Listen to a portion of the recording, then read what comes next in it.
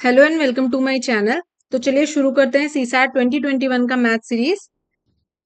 Question है, consider the following addition problem 3p plus 4p plus pp plus pp is equal to rq2 where p, q and r are different digits. What is the arithmetic mean of all such possible sums?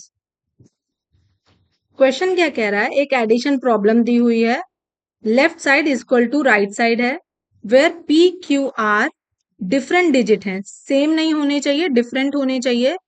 Different और digit, question पे बहुत ही ध्यान देना है। Digit की बात की गई तो डिजिट 0 से लेके 9 तक हो सकता है,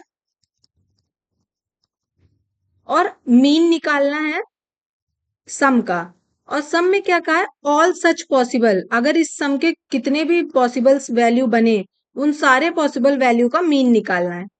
तो चलिए क्वेश्चन करते हैं कैसे। 3p plus 4p plus pp plus pp is equal to rq2। अब यूनिट प्लेस पे क्या है, 2 आना चाहिए, तो यहां भी जो होगा यूनिट प्लेस पे क्या, 2 आना चाहिए। तो अगर 3p को लिखें, देखिए p क्या है, वंस प्लेस पे है, और 3 कहाँ है, टेंस प्लेस पे है। तो टेंस प्लेस पे यानी 3 को 10 से अगर इंटू करें तो 3 यहाँ पे 30 होना चाहिए, और p की वैल्यू नहीं पता, तो 30 में प्लस क्या करेंगे, p। ये यूनिट प्लेस पे तो जो भी नंबर यहाँ पे होगा प्लस होके सेम वैल्यू आ जाएगी। तो इसको लिखेंगे 30 plus p plus 40 plus p plus, अब यहाँ पे ये टेंस प्लेस पे है तो 10p plus 10p plus p। यहाँ पे p की वैल्यू नहीं पता ना कि यहाँ पे 1 होगा, 2 होगा, 3 होगा। अगर 3 होगा तो 30 हो जाएगा, 4 होगा 40 हो जाएगा, 1 होगा 10 रहेगा, इसीलिए यहाँ पे p लिखे हैं। प्लस फिर 10p plus p is equal to r q and 2। अब जब इसको ऐड करेंगे तो 70 प्लस 24p आएगा। अब आर और क्यू की तो वैल्यू पता नहीं है, पर इतना पता है कि लास्ट के प्लेस पे क्या आना चाहिए, 2। जो यूनिट प्लेस है, यूनिट प्लेस पे क्या आना चाहिए, 2 आना चाहिए। तो p की वैल्यू ऐसी रखें कि इन दोनों को प्लस करने पे लास्ट में 2 आ जाए। तो अगर यहाँ पे p की वैल्यू 1 रखते हैं तो 70 प्लस 24, लास्ट में 4 आएगा, यूनिट प्लेस पे नहीं चलेगा। p की वैल्यू अगर 2 रखें तो 70 प्लस 48, यूनिट प्लेस पे 8 आएगा। 3 रखें तो 70 प्लस,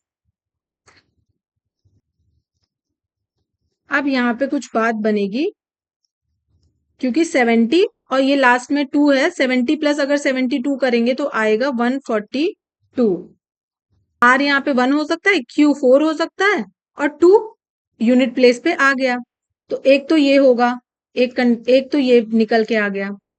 नेक्स्ट p की वैल्यू 4 रख के देखते हैं। जब 4 रखेंगे तो 4 4 जा 16 होता है, ये भी नहीं होगा। 5 करेंगे तब भी नहीं होगा, 5 4 जा 20 होता है, 0 आ जाएगा यूनिट प्लेस पे। अब p की प्लेस पे ना 8 रख के देखेंगे। जब p की प्लेस पे 8 रखेंगे तो आंसर होगा 70 प्लस 24 इंटू 8 करेंगे तो आएगा 192, और 192 प्लस 70 करेंगे तो आएगा 262। डिजिट ही चूज करना था क्योंकि यहाँ पे कहा था डिफरेंट डिजिट होना चाहिए, तो p के वैल्यू, p के प्लेस पे हमने सारे डिजिट रख के देख लिए, 9 रखेंगे फिर भी नहीं आएगा। सिर्फ यही दो पॉसिबल कंडीशन बनी जिसमें यूनिट प्लेस पे 2 आना चाहिए। आर क्यू की वैल्यू निकालने की कोई जरूरत नहीं है, बस यहाँ पे ये पता होना चाहिए कि यूनिट प्लेस पे 2 आ रहा है। तो दो कंडीशंस बनी, तो अब इन दोनों का मीन निकाल लेंगे। मीन क्या होता है, मीन क्या होता है, जो नंबर है उनको सम किया जाता है, और जितने नंबर है, जैसे एक नंबर दो नंबर तो उतने से डिवाइड किया जाता है। तो 142 और 262 को प्लस करेंगे तो आएगा 404, 404 अपॉन 2 तो आएगा 202। तो आंसर क्या निकल के आया, अरिथमेटिक मीन क्या निकलेगा इसका, 202, ऑप्शन सी। आई होप ये क्वेश्चन सबको समझ में आया हो। नेक्स्ट क्वेश्चन है, in an objective type test of 90 question 5 marks are allotted for every correct answer and 2 marks are deducted for every wrong answer. After attempting all the 90 questions, a student got a total 387 marks. What is the number of incorrect response? Question कह रहा है 90 questions के paper था जिसमें 5 marks correct answer पे मिलते हैं और -2 होता है जब गलत आंसर देते हैं। टोटल 90 क्वेश्चंस उसने अटेम्प्ट किए क्योंकि ऑल क्वेश्चंस अटेम्प्ट किए और स्टूडेंट को मिला 387 मार्क्स। टोटल 90 क्वेश्चंस अटेम्प्ट करने के बाद 387 मार्क्स मिला। तो इनकरेक्ट रिस्पॉन्स बताना है। जैसे यूपीएससी में होता है, करेक्ट के लिए 2 मार्क्स मिलते हैं और 1/3 हो जाता है माइनस मार्किंग जब गलत करते हैं। इसी तरह सेम ये क्वेश्चन भी है। यहाँ पे टोटल मार्क्स निकालें तो टोटल मार्क्स कितना होना चाहिए था? अगर 90 के 90 क्वेश्चन सही होते तो 90 इंटू 5, क्योंकि 5 क्वेश्चन मिलता है करेक्ट आंसर के लिए, तो टोटल मार्क्स होना था 450, 450 नंबर्स होने थे। बट उसको मिला कितना है? 387 मार्क्स। तो 450 माइनस 387 करेंगे तो कितने मार्क्स डिडक्ट हुए हैं? 63 मार्क्स डिडक्ट हुए हैं। 63 मार्क्स डिडक्ट हुए हैं। जब कोई क्वेश्चन गलत होता है, जैसे कोई क्वेश्चन जब गलत होता है तो माइनस मार्किंग कैसे होती है? एक तो उस क्वेश्चन का पूरा मार्क्स चला जाता है, उसके बाद 2 नंबर और चले जाते हैं, 2 नंबर और चले जाते हैं, यानी टोटल कितना लॉस होता है? 7 मार्क्स का लॉस होता है। अगर मार्क्स की बात करें तो कितने मार्क्स का लॉस होता है? 7 मार्क्स का लॉस होता है। एक तो वो जो क्वेश्चन था 5 मार्क्स का था वो तो गया और 2 मार्क्स और चले जाते हैं, तो टोटल कितने मार्क्स का लॉस होता है? 7 मार्क्स का। टोटल उसका कितना मार्क्स कटा है? 63 मार्क कटा है। अब आंसर निकाल लेंगे यहाँ पे। 63 मार्क्स अपॉन 7 मार्क्स, 9 जा 63, तो टोटल कितने क्वेश्चंस गलत है? 9 क्वेश्चंस। तो आंसर क्या सही होगा? ए, 9 मार्क्स। फिर से समझ लेते हैं ये क्वेश्चन। 90 क्वेश्चन का टोटल पेपर था। टोटल मार्क्स कितने होने चाहिए थे? 90 इंटू 5, 450 मार्क्स होने चाहिए थे, पर मिला कितना उसको? 387। 387 450 से कितना कम है? 63 मार्क्स। एक क्वेश्चन जब गलत होता है तो उसपे 5 मार्क्स तो जाते ही जाते हैं, साथ में 2 मार्क्स और चले जाते हैं। टोटल कितने मार्क्स डिडक्ट हो जाते हैं? 7। तो 63 मार्क्स को जब 7 से डिवाइड करेंगे तो हमें क्वेश्चन मिल जाएगा 9 क्वेश्चंस टोटल गलत हैं। तो आंसर क्या होगा? ए। नेक्स्ट क्वेश्चन है, consider the following statement.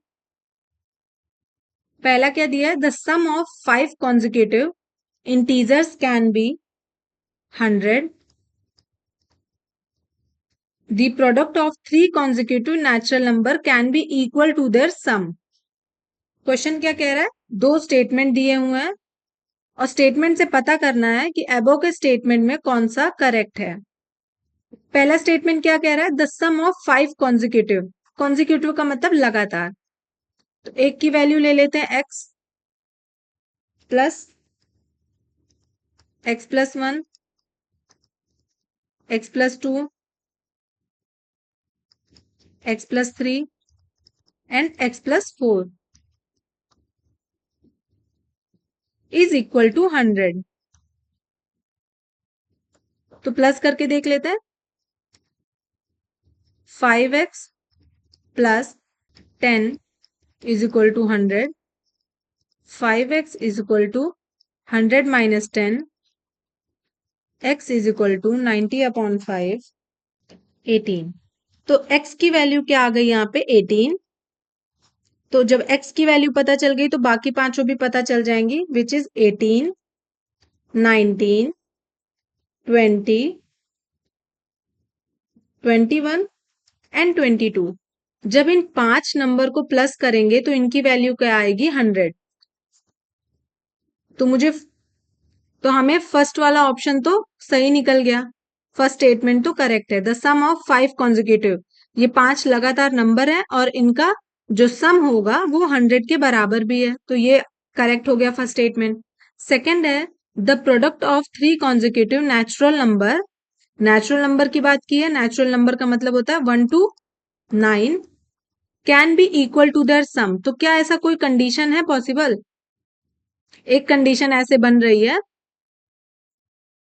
1 + 2 + 3 is equal to 1 × 2 × 3, 6 is equal to 6। तो सेकेंड स्टेटमेंट भी ट्रू हो जा रही है। तो आंसर क्या करेक्ट होगा? Both 1 and 2 are correct. Next question है, a cubical vessel of side 1 meter is filled completely with water. How many milliliter of water is contained in it? Neglect thickness of vessel. 1 metre का vessel है, side है, vessel की side है ये। Millilitre पूछा है, ml।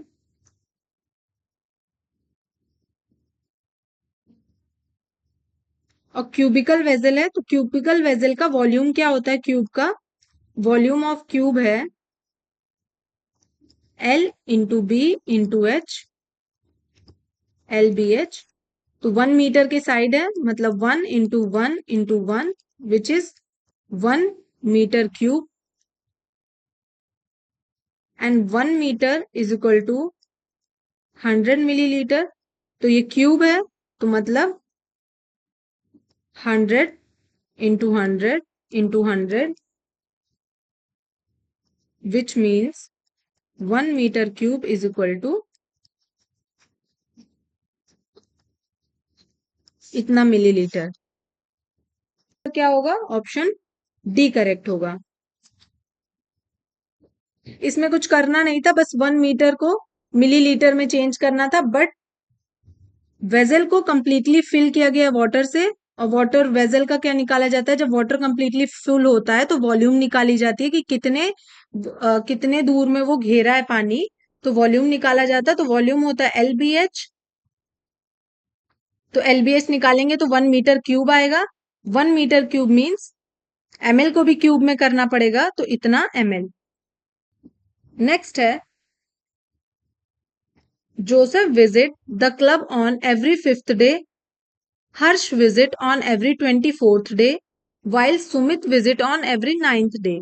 If all three of them met at the club on Sunday, then on which day will all three of them meet again? Question कह रहा है, जोसेफ क्लब में हर 5वें दिन आता है, हर्ष 24वें दिन आता है, और सुमित हर 9वें दिन आता है। अगर वो लोग संडे को मिले थे तो दोबारा वो लोग किस दिन मिलेंगे? तो हम 5, 24 और 9 का एलसीएम निकाल लेते हैं।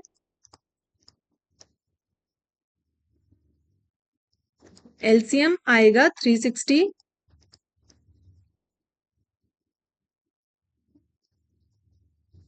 1 वीक में 7 डेज होते हैं, और वो लोग कब मिलेंगे? After 360 days.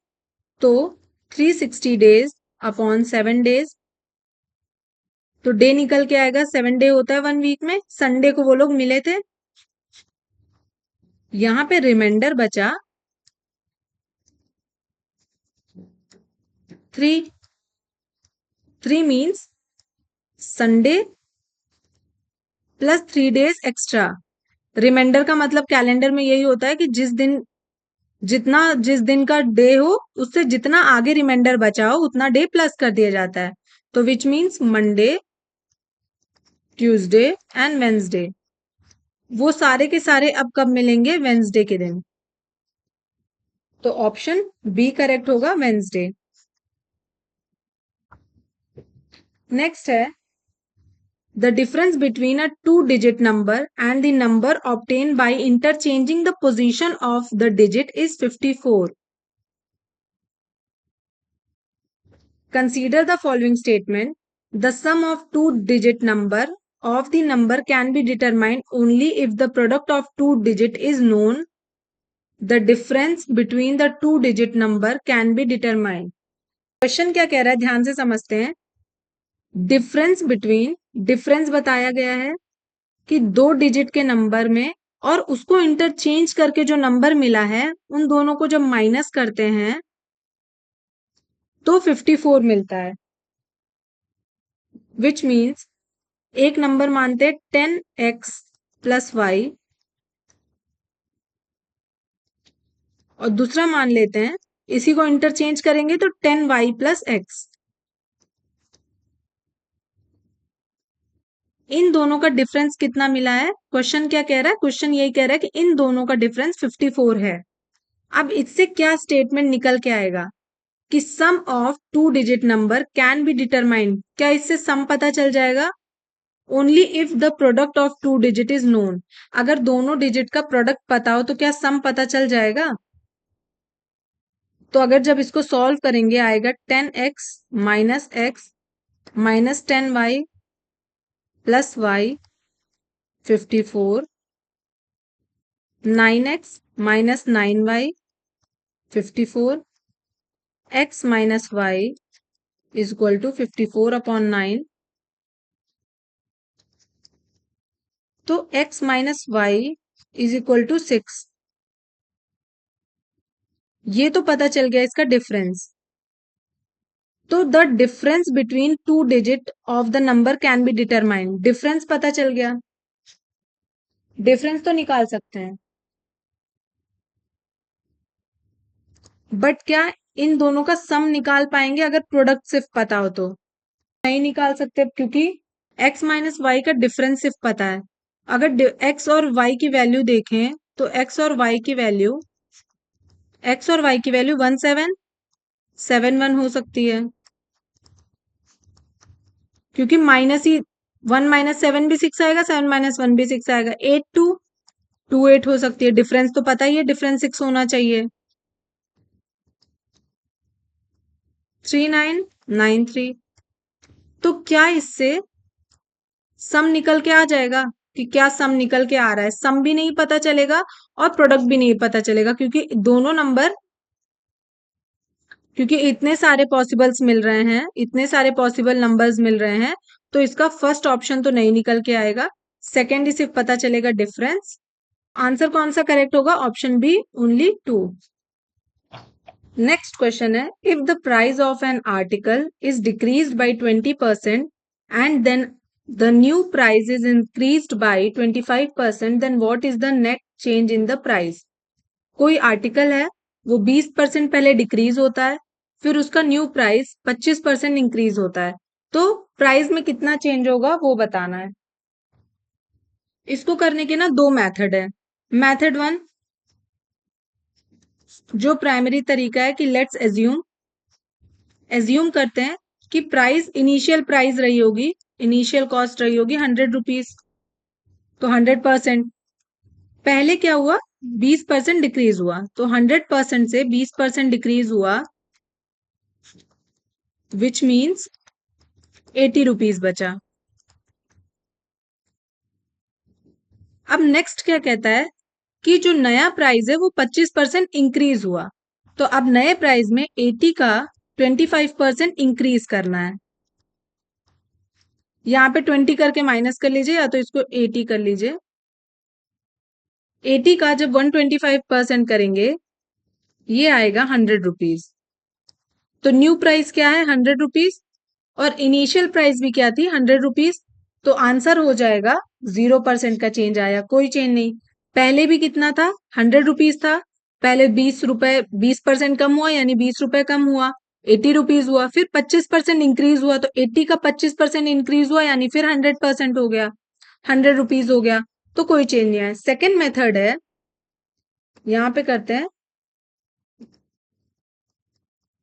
इस तरह का क्वेश्चन, अगर दो नंबर्स दिए हों डिक्रीज इंक्रीज प्राइस में, तो एक रूल होता है x प्लस माइनस वाई, ये प्लस माइनस ही होता है, ये मल्टीप्लाई होता है अपॉन 100।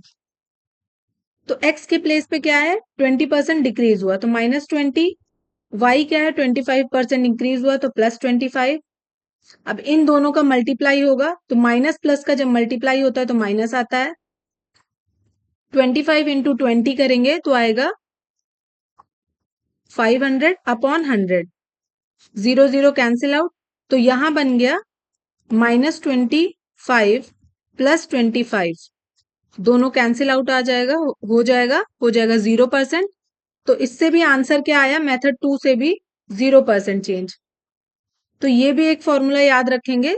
ये दो नंबर जैसे ये डिक्रीज हुआ ना 20% और 25% का इंक्रीज, तो ये फॉर्मूला भी याद रखना है। नेक्स्ट क्वेश्चन है, when a certain number is multiplied by 7 the product of entirely comprised ones only 111 what is the smallest such number. तो इसको ना हिट एंड ट्रायल से ही करेंगे। क्वेश्चन क्या कह रहा है कि कोई एक नंबर है, एज्यूम करिए कोई भी XYZ नंबर है, उसको जब 7 से मल्टीप्लाई किया जा रहा है तो आंसर उसका 11111 ही आ रहा है, सो ऑन। तो ऐसा कौन सा नंबर है, तो इस ऑप्शन क्या होगा, इसका डी सही होगा। जब 15873 को 7 से मल्टीप्लाई करेंगे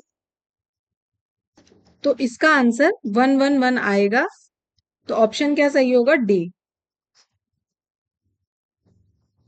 नेक्स्ट है, a man complete 7/8 of job in 21 days.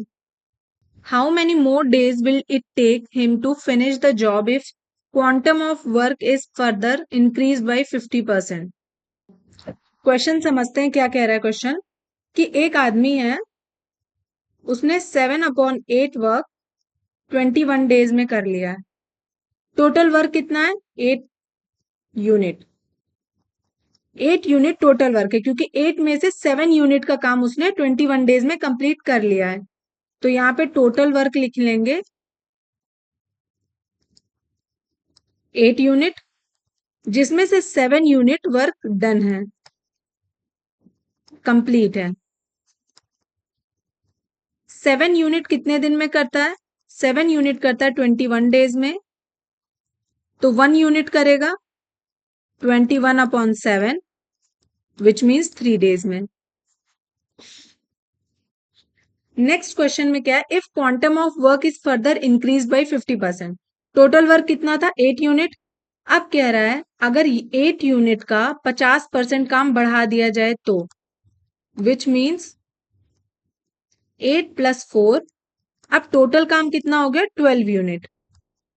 8 का 50% बढ़ा दिया गया, टोटल काम पहले 8 था, अब 4 और बढ़ा दिया गया, 12 यूनिट वर्क हो गया। अब 12 में से, यहां समझिए 12 यूनिट में से 7 यूनिट काम तो कर चुका है मैन, तो 12 - 7 यूनिट करेंगे तो काम अब कितना बचा है, 5 यूनिट वर्क बचा है। और हमने निकाला है कि 1 यूनिट कितने दिन में करता था, 3 दिन में, तो 5 यूनिट कितने दिन में करेगा, 5 × 3 15 डेज में। तो आंसर क्या करेक्ट होगा, ऑप्शन डी, 15 डेज लगेगा काम कंप्लीट करने में, जब 50% काम इंक्रीज हो जाएगा तो। If you please like my video, please do share and subscribe. Thank you.